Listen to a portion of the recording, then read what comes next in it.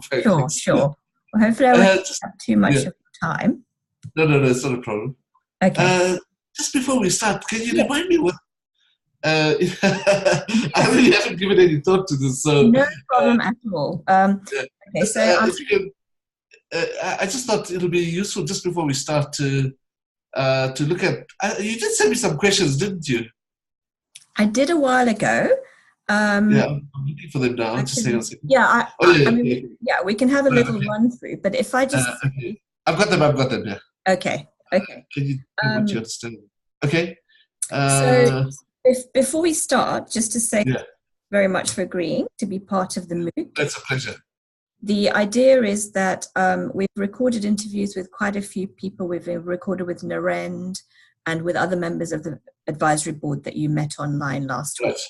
And what Right. my plan is that we will use snippets of the interviews Sure. Sure. Understood. in the MOOC, and I will send you through later a permission form for you to sign. And if That's fine. you'd like to look at any transcripts or anything, you're very welcome to. So we'll be completely open and, That's fine. It's no problem at all. and so I'm going to, I've started recording, so hopefully that's okay. And just Yeah. the way that I'm doing this is that I will ask a question and then I will mute my microphone so you can speak so that you appear on Okay. the screen Okay. recording, and we'll carry on like that. Do you have Right. any questions before we start? No, I think that's perfect. Thank you. Okay, great. Okay. So, Okay. Prof. Bawa, thank you very much for joining this and for agreeing to be part of the MOOC. First of all, can you tell us a little bit about your role and the context in which you work and a bit more of the organization? Sure.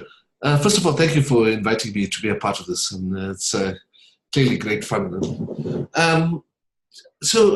My position at the moment is I'm Chief Executive Officer of Universities South Africa. It's kind of the umbrella organization of South Africa's 26 public universities. And we play the role of kind of acting as the voice of the sector when the sector has to speak as a sector. But we also do work, policy-related work.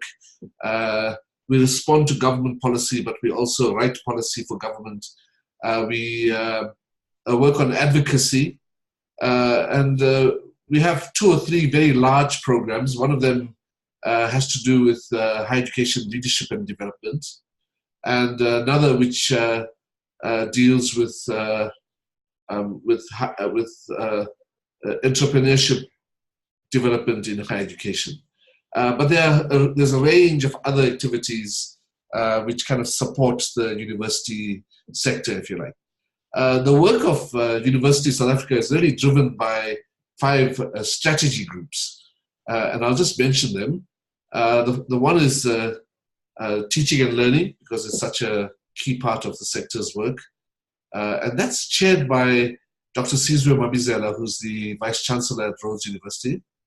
The Research and Innovation Strategy Group, that used to be chaired by Professor Cheryl Delaray, and it's now going to be chaired by Professor Toko Maikiso from University of Mpumalanga. The third one is the Funding Strategy Group, and that's chaired by Professor Sibongile Mutwa from Nelson Mandela University. The fourth one is the Transformation Strategy Group, and that's chaired by Professor Eunice Ballum, who's the Vice Chancellor at Saul Plaatje University. And then finally, we have a new one, which is called the World of Work Strategy Group. And it's really aimed at trying to understand the big changes that are taking place in the labor market, and also the impact of the augmented age, and kind of the new kind of integration of digital technologies with kind of human existence and so on. So, and to try and understand what the implications of that are, first of all, for the running of universities and so on, but also what the impact might be on the curriculum and so on. So, so it's a pretty busy agenda, and generally speaking, we work with people from the sector, because we don't have a large, it's not a large enterprise, it's a small enterprise. And what we do is we kind of really draw on people from the sector to be involved in projects and so on. And one of the things that we are sort of very deeply concerned at the moment is the level of kind of increasing, what appears to be sort of increasing levels of violence on our campuses, suicides and attempted suicides, kind of gender-based violence and other forms of violence. So that has now become a major priority for us, and we're working with a number of partners in that area. It's a membership organization, so we don't have any funding from the state, except for projects. We work with the state with the Department of Higher Education Training on projects, and with the Department of Science and Technology and other departments. But the core funding of universities SA is really from the universities themselves. They pay membership fees, and the board of the organization is made up of the 26 vice chancellors and the chief executive officer. Okay, so Prof. Bawa, in terms of, you were talking about, you mentioned about digitization and some of the changes that are happening in the sector. Yeah. And as you know, our project is looking at the sort of intersection of marketization, digitization, and the sort of lens of unbundling. And I wondered whether you could just say something around how what you understand by unbundling in your context and the type of work that you were doing. Yeah. So it's interesting that, in recent years that we've gone, mainly through student actions and so on, that we've gone through a process of insourcing of services. And I think it's fully understandable why that has happened and so on. And by the way, not all universities have insourced yet. But I just wanted to say that about 20 years ago, the universities, in the kind of quest to improve effectiveness and efficiency and so on, went to this process of outsourcing for services like janitorial services or kind of security services and so on. Now, in some respects, that did cause quite a lot of anxiety in the system, largely because it was felt that would result in two states of employment, if you like. That there were some people who were employed by the university, there were others who were working at the university but not employed by the university, and so on. And that the conditions of service of those individuals would not be sort of covered by the university's conditions of services. It's interesting now, with all the changes that are taking place around us, both locally and globally, that there is actually another kind of outsourcing that's taking place, which is that universities are becoming much more flexible in terms of the way in which they use kind of external companies, people who are involved in the gig economy, sort of whose labor is available, if you like, to the universities on a more temporary basis and so on.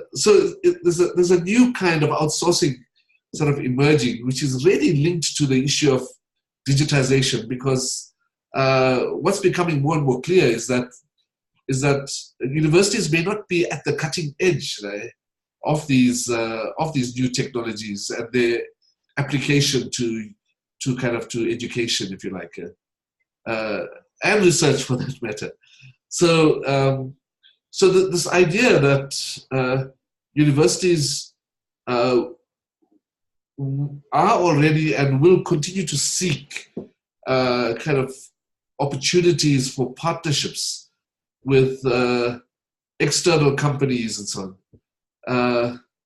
is going to be the reality again, it seems to me. Importantly, I think it's a very different context. I mean, so it's not the same context. But at the same time, there are some really serious concerns to be had, and in particular, just this idea that universities might actually be outsourcing activities that are really form a core part of its its activities. And then the question will be, to what extent does the university have control over quality and over kind of costing and all of that. Now, interestingly, I want to just emphasize that I don't think this is new, I think that it's been going on for a long time. And I gave the example at our last meeting that the University of at the Durban University of Technology, for example, there were courses on kind of in the digitization kind of terrain around networking and so on, which were actually run by companies like Cisco and Microsoft and so on. These were high-level courses. They were very detailed courses, which the university had no capacity to teach. So I think there's some really huge benefits that can accrue from this kind of work, this kind of partnership. But at the same time, it does raise a very large number of questions, I think. I don't know if that helps. Sure, yes. And I wanted to just maybe explore a little bit further about some of the, the benefits you said in terms of capacity.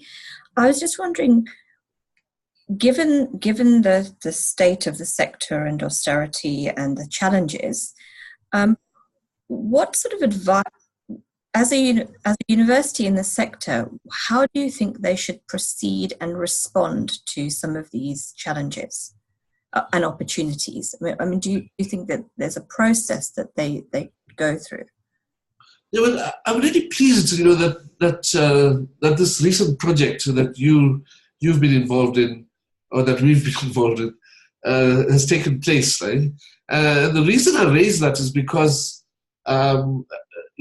what it's done is forced us to just begin to think at least how, as a sector, we can begin to advise universities about both about the kind of the opportunities and the risks associated with those opportunities.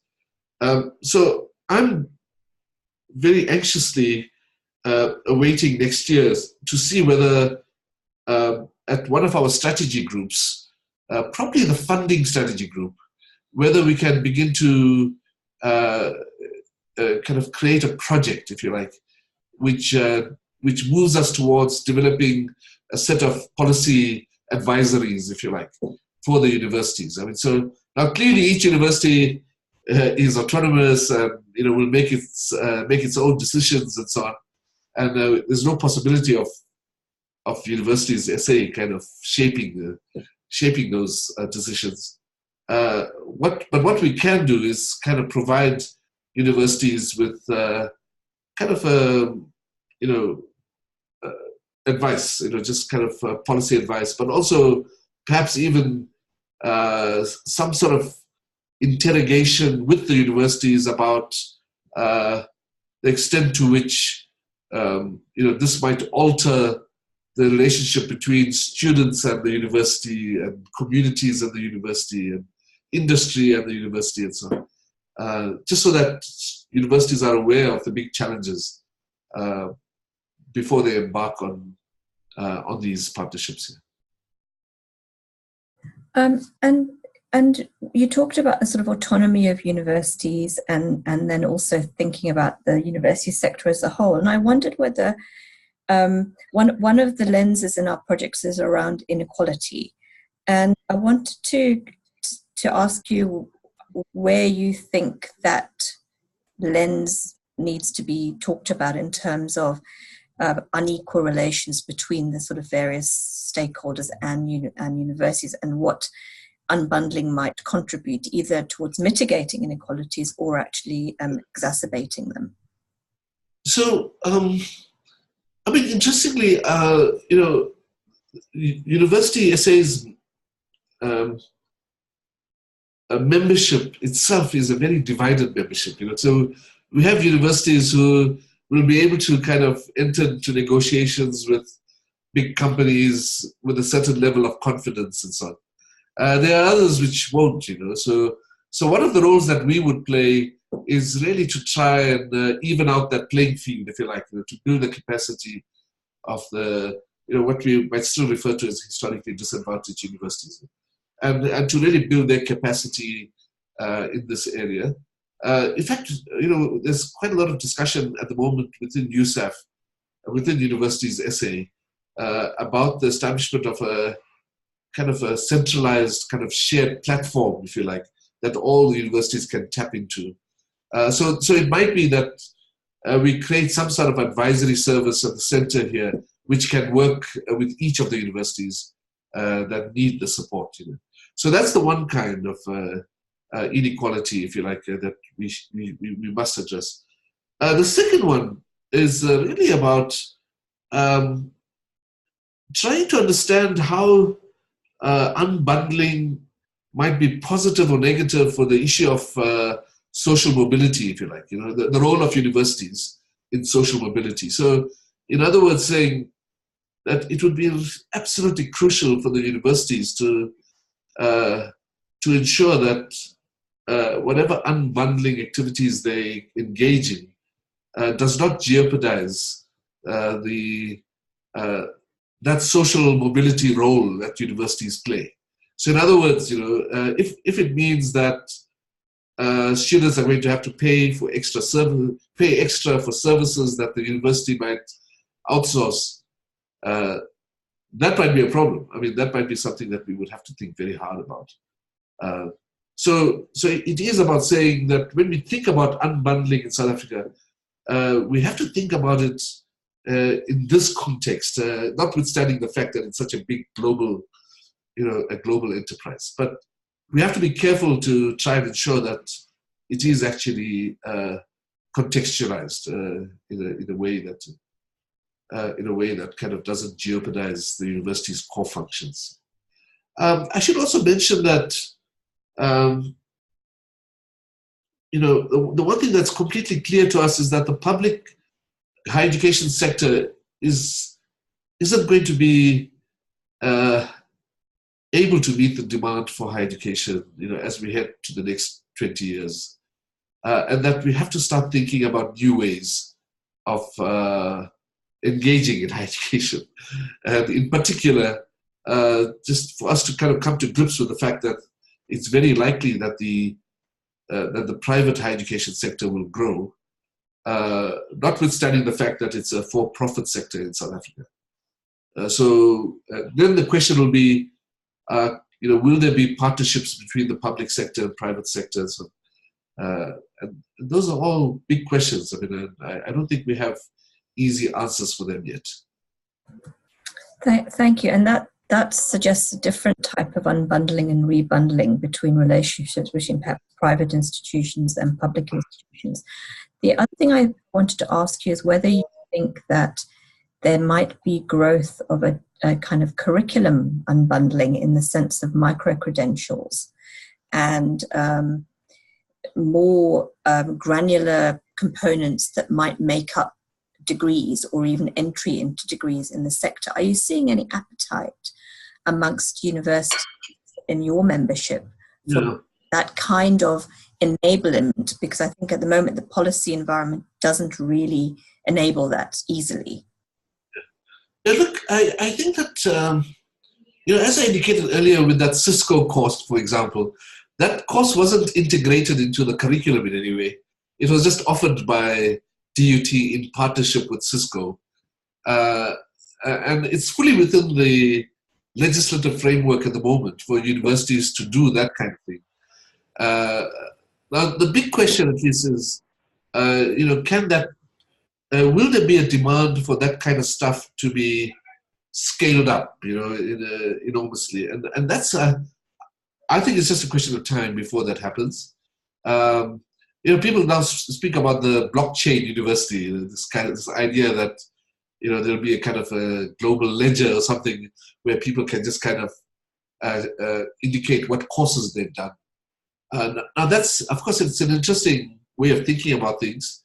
A lot will depend on what's happening in the labor market, just especially at the upper ends of the labor market in terms of skills and so on. If there's a demand for that kind of thing, then I can't see the universities simply sitting on the sidelines and leaving it to the private sector to do.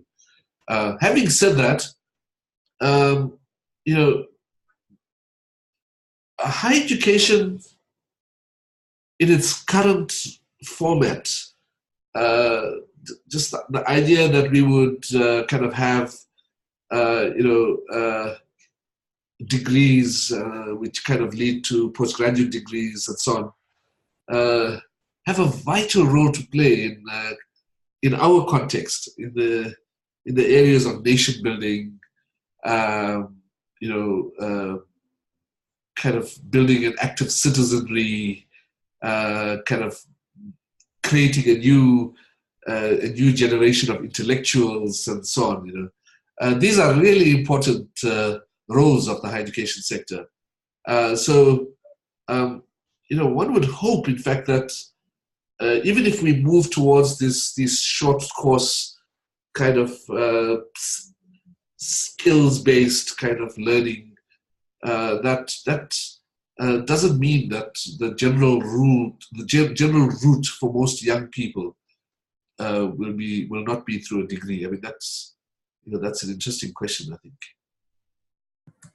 Yeah, that's something that I've said it's, well, not attention, but it's the conversation that's happening around, what is the purpose almost of higher education for a young person?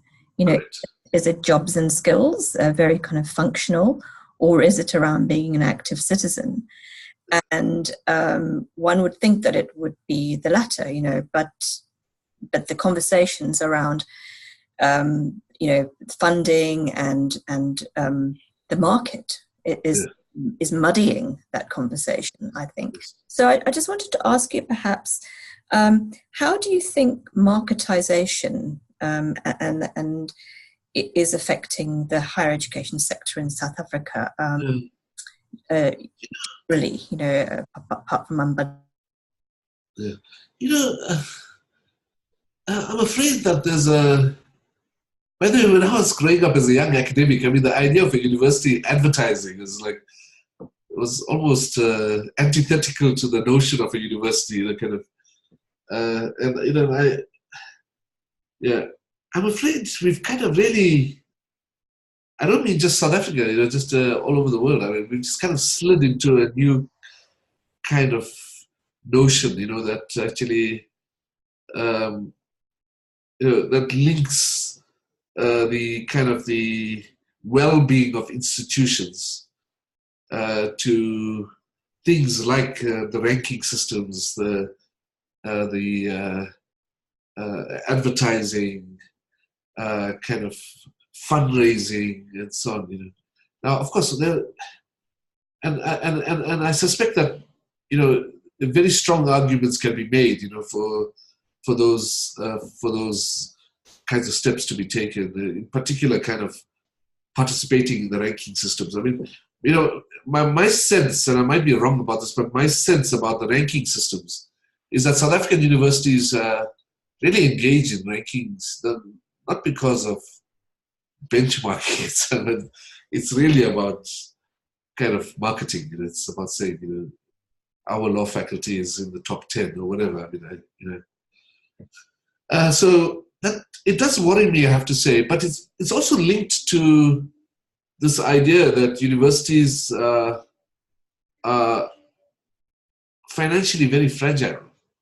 That they see advertising not so much as trying to attract the best students to the university and so on, but about saying, can we make sure that our enrollment targets are met and so on and so forth.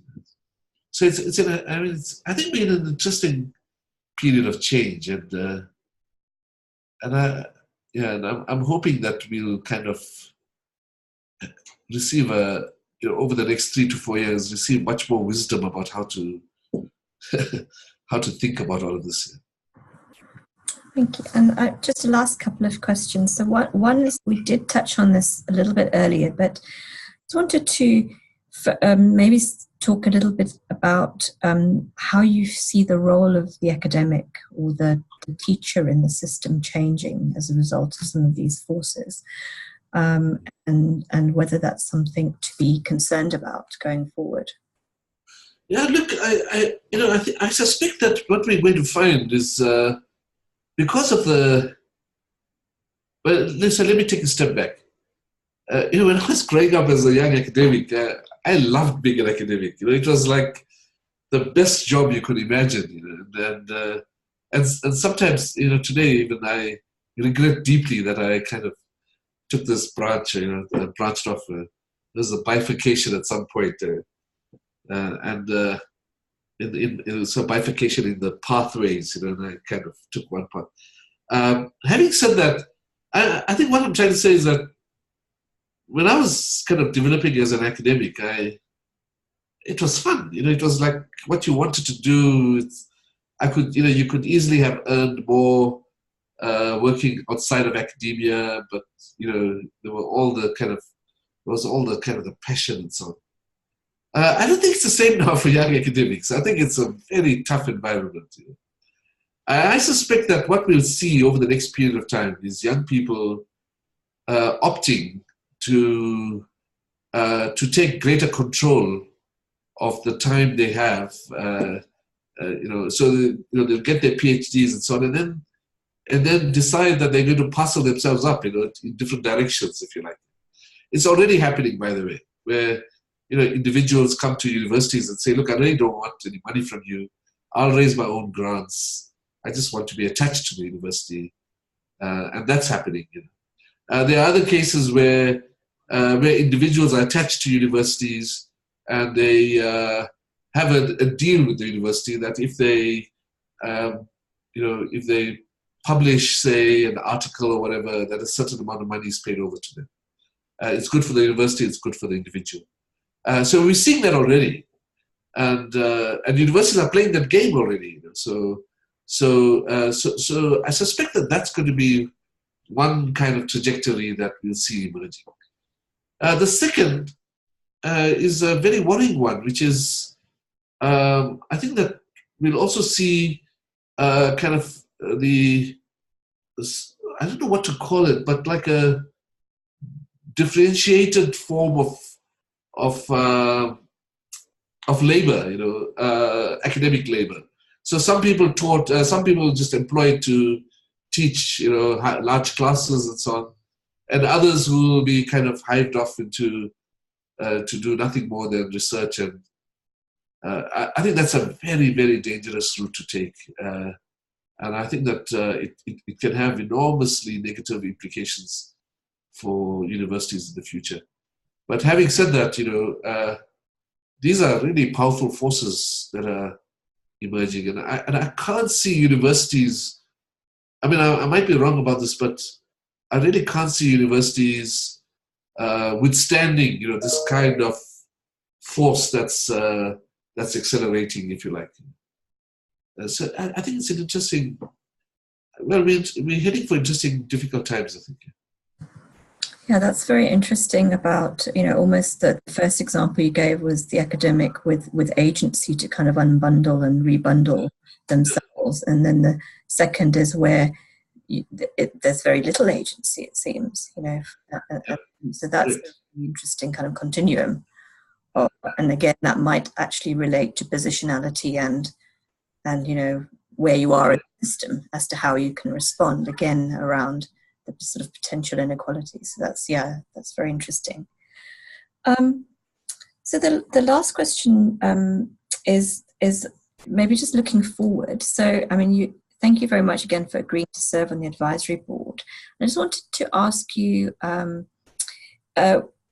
what you said a little bit about why you think the project is useful and important going forward, but I wondered whether you could also say something about where you think what are the main forces for the sector, both opportunities and challenges over the next sort of 4 to 5 years. I mean, that's a long time and things happen very quickly.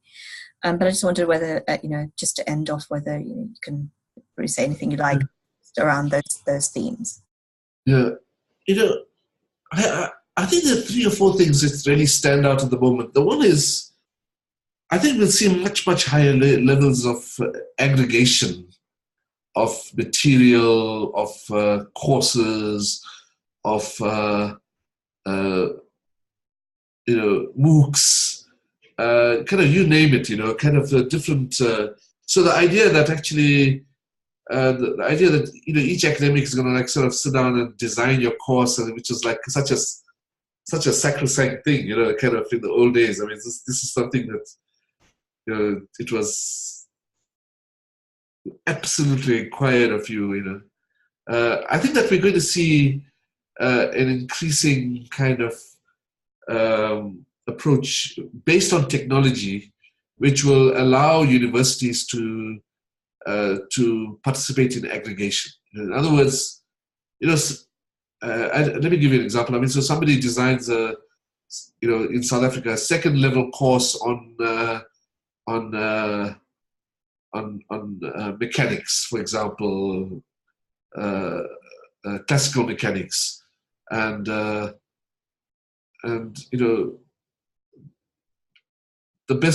best course that is developed will then then be offered to all the universities to take on, and to the private universities and so on. So I think that kind of thing might become.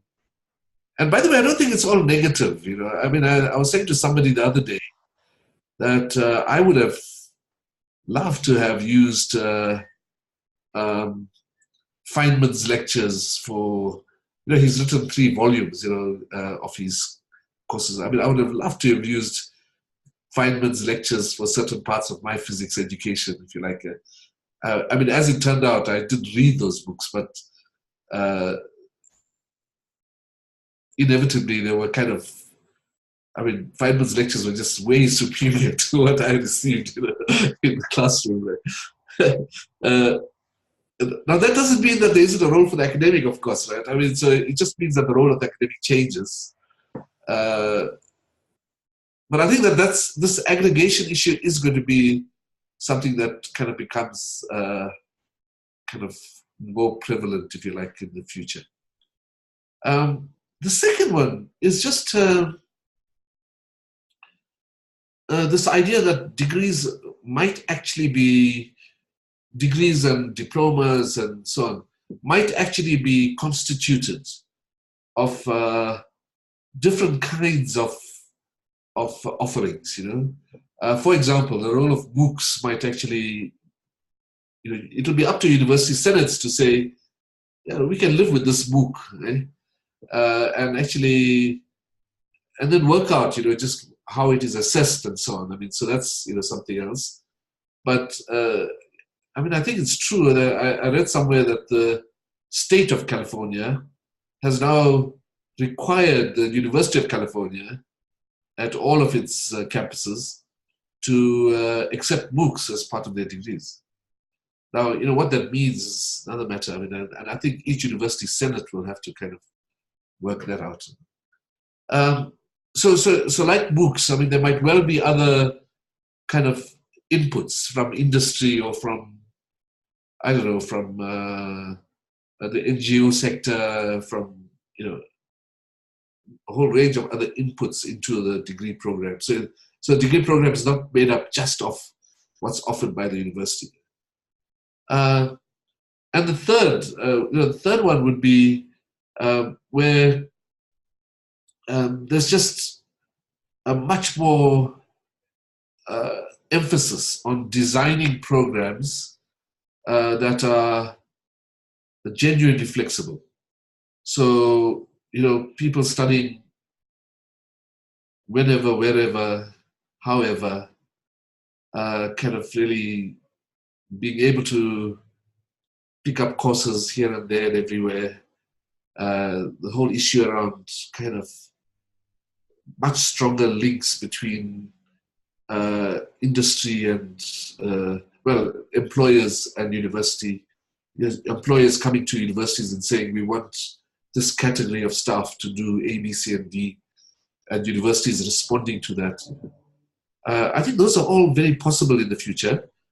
But I guess the most important change at the end of the day is going to be this need for us to move towards, to really move towards lifelong learning. I mean, this idea that people will constantly be learning. Now, that can't happen in a 8-to-5 university kind of environment. I mean, that will have to be predominantly technology based.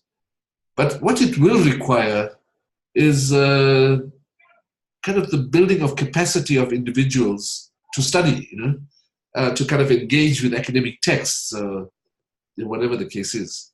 So, it's, there's still going to be a role for the universities. It seems to be, and I'm sure there'll be other things, which I can't even think of at the moment. But those are the things that occur to me at this point in time. Yeah, that's fascinating. This whole, the fact that the degree can comprise of other inputs, as you said, and other ways of credentialing, almost. So that just, in terms of moving towards that, and that could be the types of opportunities that unbundled and rebundled space allows. Where do you think the kind of policy and legislative focus needs to be to enable that? Or is it, what universities or University of South Africa do to lobby for those kinds of supporting that? So let me just say that there's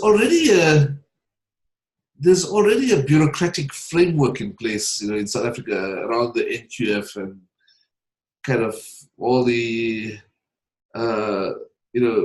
I don't even know the terms for them now, but these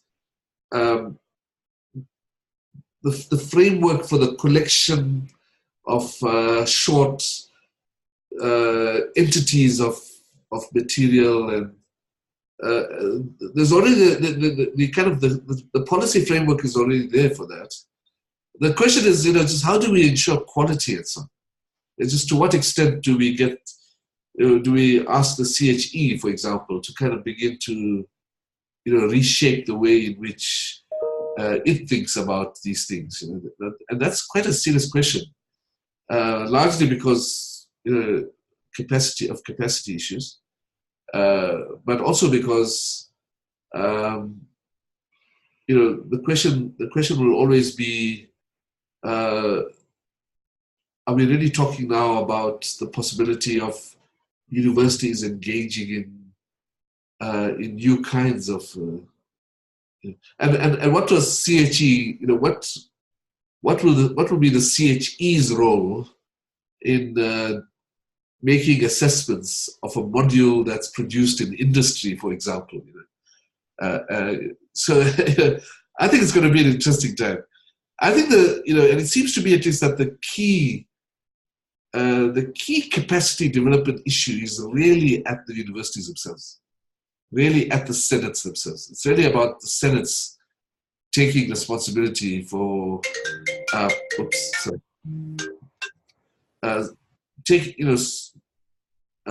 so universities taking, senates and in the universities taking responsibility for engaging this kind of development.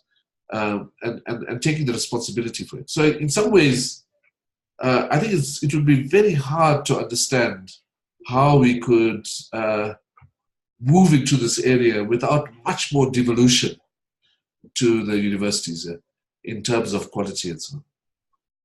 And then, of course, the CHE can do what it's really supposed to be doing, which is building the capacity of universities, to manage quality. Yeah, I can see the need for sort of joined up and around this. Yeah.